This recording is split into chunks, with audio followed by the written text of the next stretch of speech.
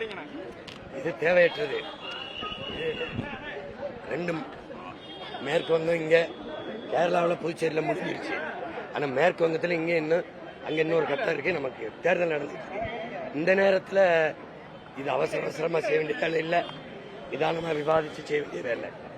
எப்பவுமே பிஜேபி இப்படி திட்டமிட்டு ஒவ்வொன்றையும் திருச்சி எங்கும், என்ஆர்சிங்கும், என்ஐங்கும், எஸ்ஐஆர்னு சிறப்பு வாக்காளர் திருத்தம், இந்த மாதிரி வேலைகளை கொண்டு வந்து மக்களை எப்பவுமே ஒரு பதட்டத்தில் வச்சுக்கிறது அதுக்கு பழக்கமாயிடுச்சு. என்ன சீரமைப்பீங்க?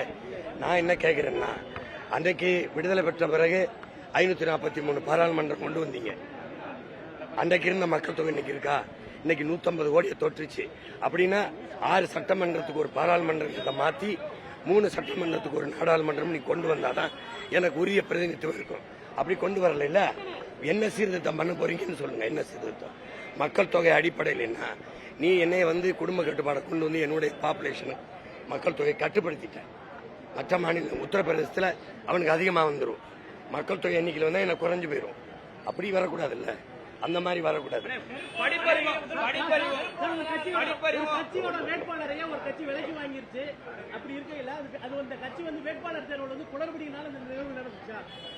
எங்க சொல்லு.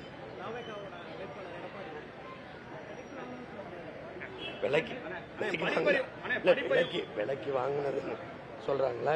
இது அவரு இந்த கட்டுத்தொகை போட்டதுல பிரச்சனையா என்னன்னு நமக்கு தெரியல. ஆனா அது மாற்று வேட்பாளராவது சரியா போட்டு அவராது நின்றுக்கணும். அவர் 2 பேரும் சந்தேகமா இருக்கு. நீங்க தம்பி பேசும்போதெல்லாம் எனக்கும் டிஎம்கே டிவிக்கே டிஎம்கே ஸ்டாலினா விஜயங்கிற. ஆனா அவர் பாருங்க ஊழல் கட்சி ஒழிக்கணுங்கிறாரு. ஐயா எடப்பாடி தொகுதியில போட்டி போடல. அந்த தொகுதிக்கு ஒரு போகல. சரி போட்டி போடல பரப்பி. தம்பி உதயநிதி தொகுதிக்கு போகல. ஐயா ஸ்டாலின் தொகுதிக்கு போகல. பாரதிய ஜனதா கட்சி பாசிசம் கொள்கை தலைவர்கள் போடுற எந்த தொகுதிக்கும் போகல. நேரடியா என் தொகுதிக்கு தான் போறாப்ல. இப்போ யாருக்கு போட்டியா வந்து இறங்கி வேலை செய்யறாருங்கிறத நீங்க பாக்கணும். ஸ்டாலினை தூக்கணும் அப்படிங்கிறீங்க. ஐயா ஸ்டாலினுக்கு எனக்கு தான் போட்டி. அப்ப நீங்க நேரம் அங்கேயில போய் வேலை செஞ்சிருக்கணும். பேசியிருந்தா என்ன பேசியிருப்பாப்ல? ஒரு Fidel Castro, Martin Luther king, Malcolm X மாதிரி பேசியிருப்பாப்லையா? பேசல. பேசியிருந்தா என்ன பேசியிருப்பாப்ல? பேசலைங்கிறது ஒரு காரணம். பேசியிருந்தா தலையில மாத்திட்டு இருந்திருப்போம் இல்லையா? சொல்லுங்க. பேசுற இடத்துல என்ன? ஒரு நிமிஷம். நீங்க உங்களை மாதிரி ஒரு ரிப்போர்ட்டர் கேட்கிறாரு, ஒரு நிருபர் உங்க மேல இருக்க பாசத்துல பேசாம போயிட்டாரான்னு கேட்கிறாரு. அப்ப நான் ஆமா அப்ப இருப்பாருன்னு சொல்லணும். பேசியிருந்தா என்ன பேசியிருப்பிய? இதே 2000 தரேன், நான் 2500 தரேன், அதுதானே. வேற என்ன செஞ்சிருப்பீங்க? யாரு விவசாயி ஏன் கடனாளி ஆகிறான்? எனக்கு பதில் சொல்லு. எல்லா பயிலும் ஏன் கடனாளி ஆகிறான்? ஒரு தடவை தள்ளுபடி பண்ற, மறுபடி வர, மறுபடி ஏன் கடனாளி ஆகிறான்? எத்தனை நாளைக்கு நீ கடனாளியா வைப்ப? ஒரு நாட்டுல விவசாயி கடனாளினா நாடு இல்ல சுடுகாடு. பிளேட்டு கத்தி சிறைக்கிற பிளேட்டு கத்தி இருக்கு கடனாளியா இருக்கானா? பான் பராக்கு சொல்லு. பான் பராக்கு, சிகரெட்டு, சுருட்டு, சாராயம் வச்சிருக்கேன், காரு, செல்போனு. இவனால இந்த முதலாளியெல்லாம் கோடீஸ்வரனா இருக்கேன். எது இல்லாம நீ வாழ முடியுமே? என் சோறு இல்லாம வாழ முடியாது. அப்ப இவனெல்லாம் கடனாளி ஆகல, கோடீஸ்வரனா இருக்கேன். என் விவசாயி ஏன் கடனாளி ஆகிறேன்? எத்தனை நாளைக்கு கடனாளியா வைப்ப நீ? இதெல்லாம் வேடிக்கை. கல்வி கடன் தள்ளுபடி. கல்வியை கொடுக்க வேண்டியது அரசின் கடன். அதை கடன் வாங்கி படிக்கிற நிலைமையில வச்சது யாரு?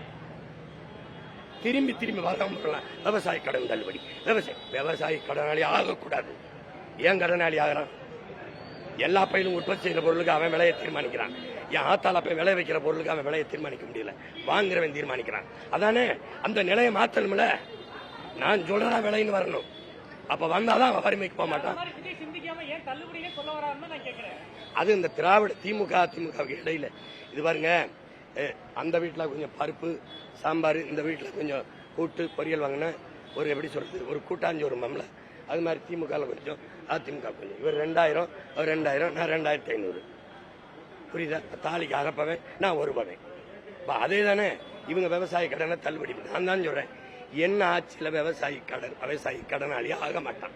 இதுவரை இருந்த கடன் தள்ளிடும்.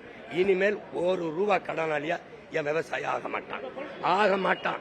கல்வி கடன் இல்ல, கொடுக்க வேண்டியது அரசின் கடன்.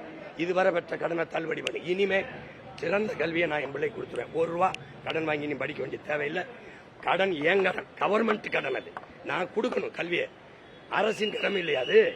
அதை விட்டு என்னை காசு வாங்கி படிக்க வைக்கிற நிலைமையில வச்சு விட்டு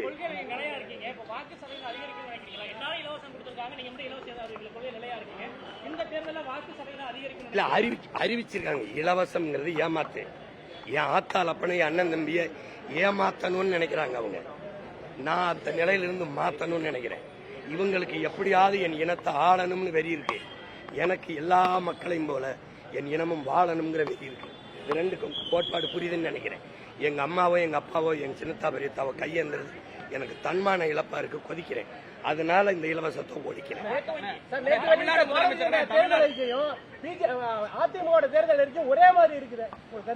ஒரே கூட்டணியில் இருக்கும்போது பேசி வச்சு தமிழ்நாடு முதலமைச்சர் நீங்க உள்ளிட்ட பலர் வந்து அதுவும் 2000 எல்லாமே ஒரே மாதிரி நீங்க அறிவு சார்ந்த உங்களை மாதிரி ஊடக என் உறவுகள் நீங்க தான் சொல்லணும். இது எந்த மாதிரி ஆட்சி முறை? இப்ப நீங்க கொடுங்க, ஃப்ரீ ஸ்கீம் கொடுங்க, நீங்க கொடுங்க. இப்ப ஒவ்வொரு பட்ஜெட்ல இருக்க நாடு கூட அதை செய்யாது. நீங்க ஏற்கனவே ஒவ்வொரு பட்ஜெட்லயும் ஸ்கேர்சிட்டி தான் இருக்குது, பற்றாக்குறையில வந்து நீங்க இதுல இந்த இலவசம் 10,000 8,000 டோக்கன் 10,000 அது வந்தா தாரேன் இது வந்தா தாரேங்கிறத ஏமாத்துறதான். நான் என்ன சொல்றேன், நான் 3 தரேன், கட்டணம் இல்லாம தாரேன், சிறந்த கல்வியை தாங்குறேன். பின்லாந்து, இந்த தென்கொரியா, சிங்கப்பூருக்கு 3ஐயும் முந்திக்கிட்டு கொடுத்துறேன். என் பிள்ளை கொடுத்துறேன், மருத்துவத்தை கொடுத்துறேன். இப்ப முதலமைச்சருக்கு முடியலன்னா அப்பலோ காவேரிக்கு போற தரம் இல்லை, அதை தாண்டிய தரத்துக்கு நான் கொடுத்துறேன். என் பிள்ளைகளுக்கு, என் மக்களுக்கு கொடுத்துறேன். குடிநீரை கட்டணம் இல்லாம தந்துடுறேன். மற்ற இதுவும் கட்டணம் இல்லாம தரேன். நான் ஓசி பஸ் ஓட்டல, ஏசி பஸ் ஓட்டுறேன். உரிய கட்டணத்தை கொடுத்து போ. உனக்கு இலவசமா கொடுத்துட்டா பொருளின் மதிப்பு தெரியாது. தடையற்ற மின்சாரம் கொடுக்குறேன். நான் கட்டணம் இல்லாம கொடுத்தா என் ஆத்தாளப்பேன் வீட்டுல விலை கணிச்சுட்டு வெளியில போவான்னு நினைக்கிறீங்களா? போராடி பெறாத, உழைத்து பெறாத பொருளுக்கு மதிப்பு இருக்காதீங்க. ஒரு தலைவன் வந்து நாட்டை அப்படி கட்டமைக்க கூடாது. இலவசம்ங்கிறது ஏமாற்று ஏமாற்று ஏமாற்று, அந்த நிலையிலிருந்து மாற்று. அதுதான் என்னுடைய கோட்பாடு. தமிழ்நாடு முதலமைச்சர் நீங்க விட்டு எல்லாருமே தொகுதி மறுசீரமைப்பை வந்து எதிர்க்கிறீங்க. அதே நேரத்தில் வந்து பியூஷ் கோயல் என்ன சொல்லியிருக்காருன்னா, படிப்பறிவும் புரிதலும் இல்லாதவங்க தான் இதுக்கு எதிர்ப்பு தெரிவிப்பாங்கன்னு சொல்லி பேசியிருக்காரு. நீங்க படிப்பறிவு இருந்து என்ன பண்ணீங்க? மதத்தை முன்னிறுத்தி உலகத்துல எவனாவது அரசியல் செய்வானா? இது படிச்சவன் செய்யறதா? நீ செய்வானா? இங்க பாருங்க, என்ன கேள்வி கேட்டீங்களா? செய்வானா? மதம் அரசாலாமா? மதம் அரசியலாகி அதிகாரத்துக்கு வந்தா அங்க மனித நேயம்னு ஒன்று செத்தே போயிடும். அப்புறம் என்னது? இது படிச்சவன் செய்யற செய்யல. இறை மாதிரி இருந்த ஆட்சி செய்யணும். முறை செய்து காப்பாற்றும் மன்னவன் மக்களுக்கு இறை என்று வைக்கப்படும் என்னோட வேதம் சொல்லுது. இறைவன் கேட்கிற உயிருக்கும் கேட்க திறனற்ற உயிருக்கும் புல்லு பூண்டு நாய் நெறி எல்லாவற்றுக்கும் வேண்டியதை கொடுப்பாங்கிறதா இறைவன். அப்படி ஆட்சி செய்யணும், அவன் தான் தலைவன். அதை விட்டு நீ இந்த மதத்துக்கு தான் நாடு, இந்த மதத்துக்கு தான் செய்வேன்னா இது படிச்சவன் செய்யற செய்யல. படிச்சு என்ன பண்ணீங்க? இவன் செய்யறதுன்னு திருப்பி வந்து சொல்றீங்க. மனு சீரமைப்பு செய்ய, தேர்தல் முடிஞ்ச பண்ண செய்ய எஸ்ஐஆர் கொண்டு வந்தீங்க. அதற்கு காரணம் என்ன? சீர்திருத்தம். இறந்தவர்கள் வாக்குதல் இருக்கு, இறந்தவர்கள் சான்றிதழை சமர்ப்பிச்சிருக்காங்க, ஒப்படைச்சிருக்காங்க.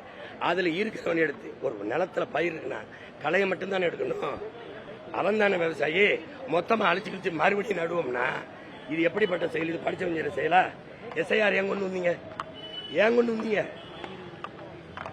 15 ஆண்டுகளா வந்து ஒருதலை காதலா வந்து காதலிச்சிட்டு இருக்கேன்னு சொல்றீங்க. உங்க காதல் எப்ப வெற்றி அடைய போகுது? இல்ல காதல்னா என்னைய காதலிக்கிற போட்டதுல 36 லட்சம் பேர் காதலிச்சு 3வது பெரிய கட்சியாக்கி அங்கீகரிக்கப்பட்ட. முதல்ல என் சின்ன எங்க இருக்குன்னு தெரியாது. முதல் பட்டியல முதல் இடத்துல இருக்கு. ஏன் இருக்கு? ஏன்னா இந்த நாட்டில் நம்பர் 1 முதல் இடத்துல இருக்க வேண்டிய விவசாயி தாங்கிறத சின்ன உணர்த்து. வெற்றி வாய்ப்பு நீங்க தான் சொல்லணும். நான் காரைக்குடிக்கான ஆள் இல்ல, ஒட்டுமொத்த தமிழ் குடிக்கான ஆளு. நாட்டையே வெல்லணும்னு போராடுறேன். காரைக்குடி பரமக்குடி எல்லாம் கிடையாது. மொத்தமா வெல்லணும், மொத்தமா மாத்தணும். புரியுதா? ஆனா எல்லாரும் 200 தொகுதி 234 தொகுதி இலக்கு வச்சிருக்காங்க. நீங்க இலக்கு? நான் 550.